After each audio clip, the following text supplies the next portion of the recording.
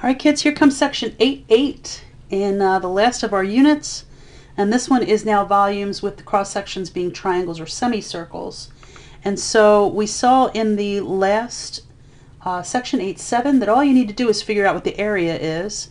And then for whatever shape they give you, and they'll tell you the shape, figure out the area for that shape and then integrate it, and that gives you to the volume. And so it's going to be the same thing this time around, except this time around we are looking at equilateral triangles, isosceles right triangles, or semicircles as being the shape that is generated by the volume.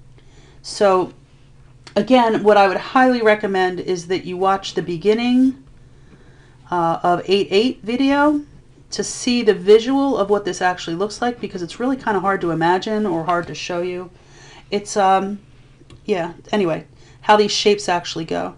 So let's talk about the area formulas. The area formulas. An equilateral triangle, do you remember what he is? I'm sure you probably do.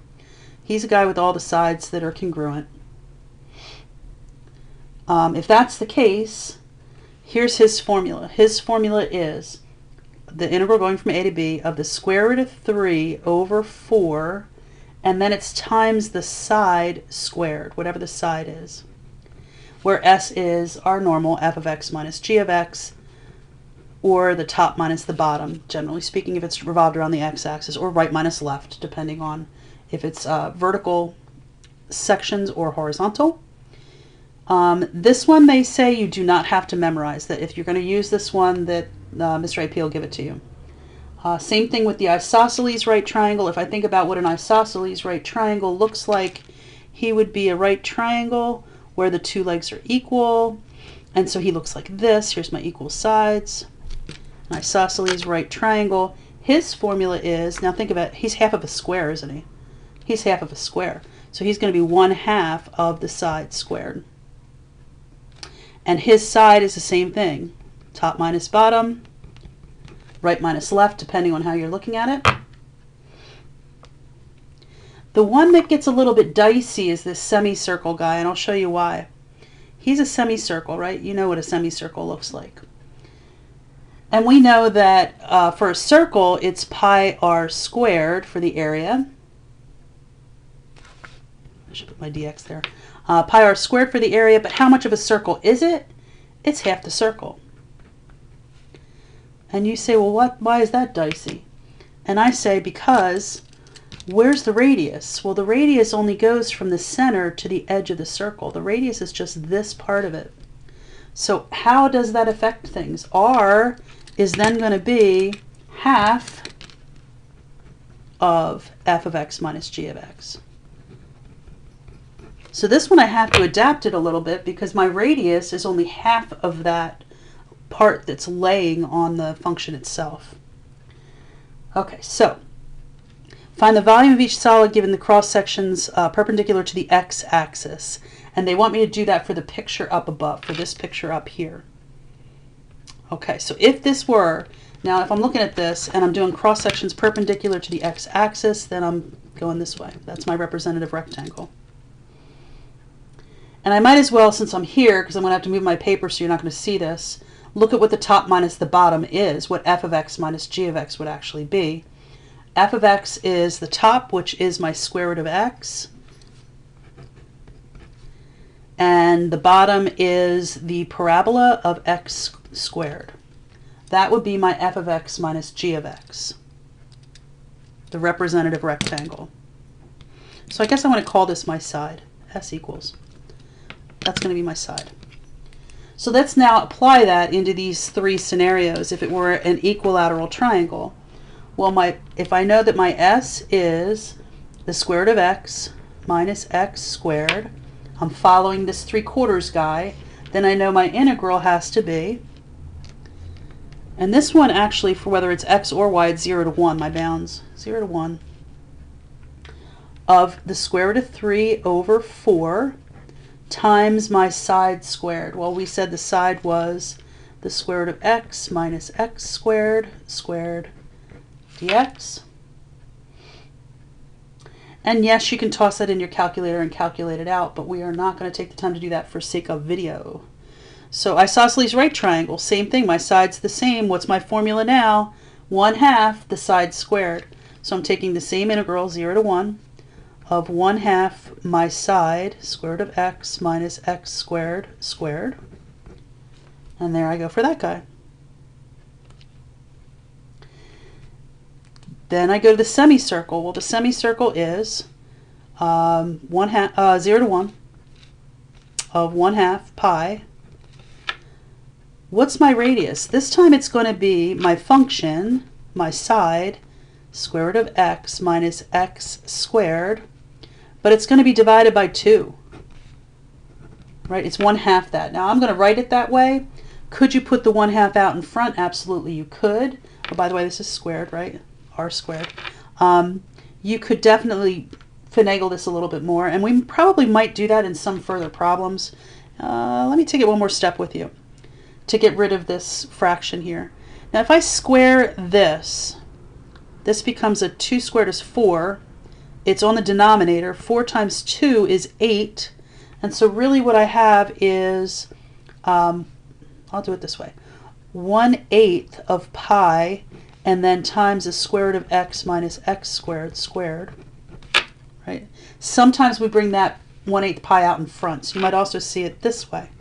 1/8 pi, because that's all a constant, times the integral, I forgot my 0 to 1, integral from 0 to 1 of the square root of x minus x squared squared. A lot of different forms you can put this in, kids. They all kind of mean the same thing.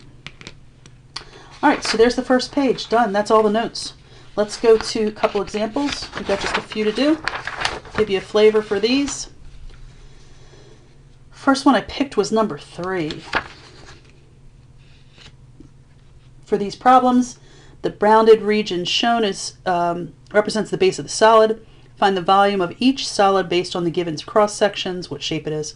Set up the integrals first and then use a calculator to evaluate. So we are going to evaluate these. For number 3, I have an isosceles right triangle perpendicular to the x-axis. Well, that's going this way. All right, let's figure out the area. The area for an isosceles right triangle is 1/2 the side squared. What's the side? 1/2 of f of x minus g of x. F of x is the square root of x minus 1. G of x is 0. Right, it hits 0 at the bottom there. Squared. So my area is 1/2. If I take this and take 0 away, I just have the square root. If I square the square root, I get rid of the square root, and so this guy is just an x minus 1. So I'm ready to put my integral together. Now I'm doing my integral. I could take the 1/2 out in front if you want to. It's a constant. My x values go between 1 and 3. They're my bounds. And I'm doing x minus 1 with respect to x. And when I put that in my calculator, I get an answer of 1. That one isn't actually that bad to just f of b minus f of a it. But anyway, for sake of time, there you go. So find the area and integrate. Semicircle, cross sections perpendicular to the y-axis. Ooh, this gives me a little bit of angst because now I'm going this way, right? I'm doing right minus left. And the problem is I have to take my equations and I need to get them in terms of x. I have to have x equals. So I have y equals currently the square root of x minus 1. I square both sides to get rid of the square root. I bring the 1 over, and I've got y squared plus 1. All right, then I also have, let's see, my right is 3. So 3 minus x squared plus 1. That's going to be my side for this. I am a semicircle, so I am an area that is 1/2 pi times my radius squared. Well, the radius is half of the function f of x minus g of x. Let's set it up. And this time also I'm going, my y values have to go from 0 to whatever this is. Do I know what that is? Oh no, let's see. I need to know this bound. That is where the square root of x minus 1 equals, actually maybe I want to do it a different way here. I have Yeah, I can do this way.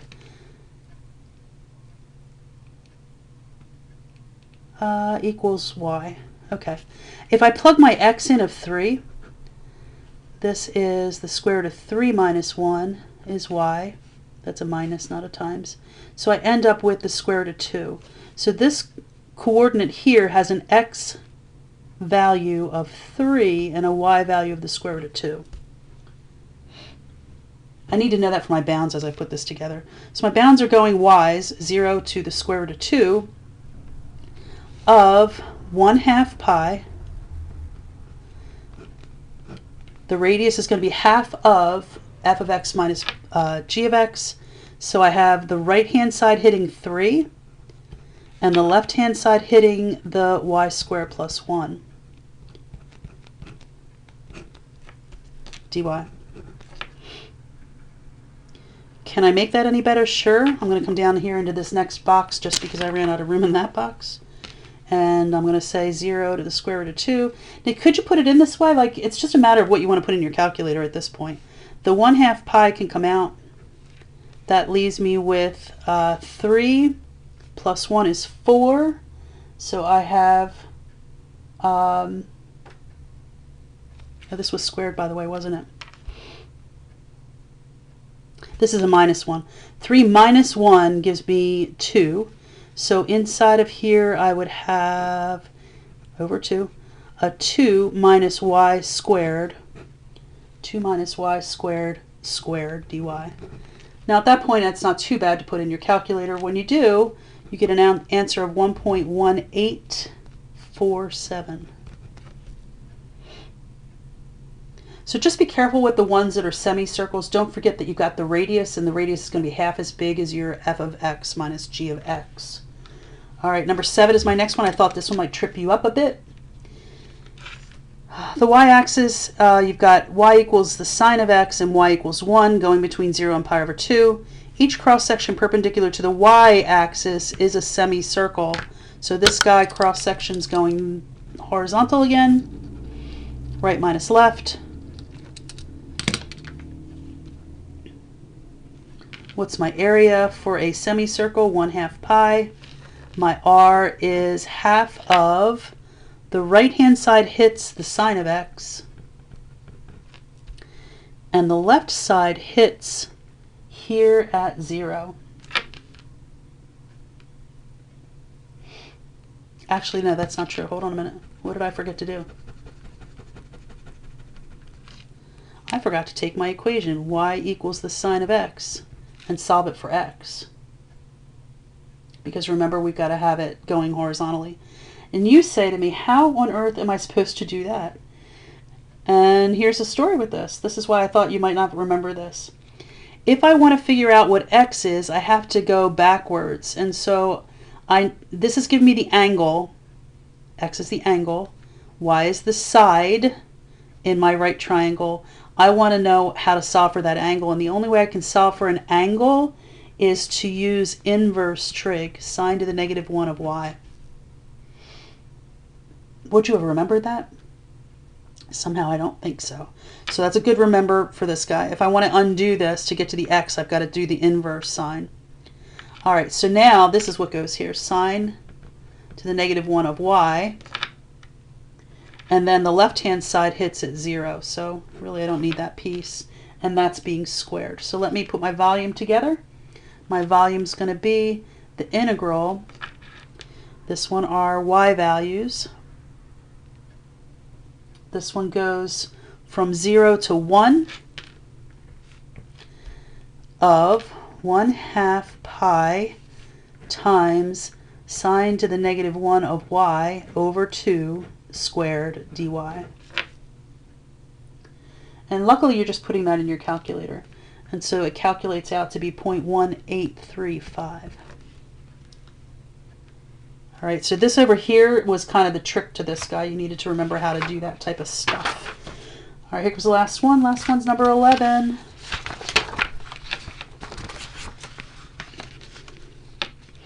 The following curves create a bounded region. Find each solid has a cross-section perpendicular to the x-axis that are semicircles again. I'm kind of leaning on the semicircles because they tend to be a little bit harder.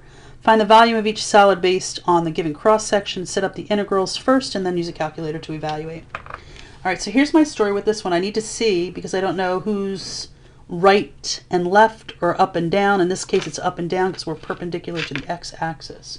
First, these are both lines. X minus 4 is a line with a y-intercept of -4. Goes this way, slope of 1. This one is a y-intercept of +4 with a slope that's -1. It goes this way. And so there's my picture. Now, could you put that on your calculator and graph it? Sure. But sometimes when they're easy things to graph, I just would rather not. Okay, so there's my region. I am perpendicular to the x-axis. That means my cross-sections are going this way. I'm a semicircle. My area is 1/2 pi times my radius, which is half as big as this, right? So it is the top minus the bottom. On top is my negatively sloped line, 4 minus x. And on the bottom is my positively sloped line, x minus 4. Squared. Now you can put it in the integral just like that. Let me see if I can clean it up just a bit. 1/2 pi. I have 4 minus x, so I have a -2x, and I have a +4, so that's an 8. So I really have 8 minus 2x over 2 squared. Can I make that better? Yeah, 2 divides into those. A is 1/2 pi times 4 minus x quantity squared. Now that's good enough to put in. So my integral goes, I need to know my x boundaries. And so I can tell it's at 0. Do I know what this point is right here? Some of you might be able to intuitively say. But if you can't, set them equal to one another. I'm going to come up, let me go over here to the right. If I have x minus 4 equals 4 minus x, I bring the x over 2x. I bring the 4 over, that's 8. I get x is 4. So if that makes sense, it should be 4. That's my other bound. And then I'm putting in my area formula. 1/2 pi, 4 minus x, quantity squared dx. And there you go. Now they say, okay, calculate that out. Calculate that out. That's 33.510. And that's just a matter of tossing that in your calculator at that point. All right, that takes care of section 8.8. We're moving along, only a few left to do. Shoot me an email if you've got any questions, and I will see you in class.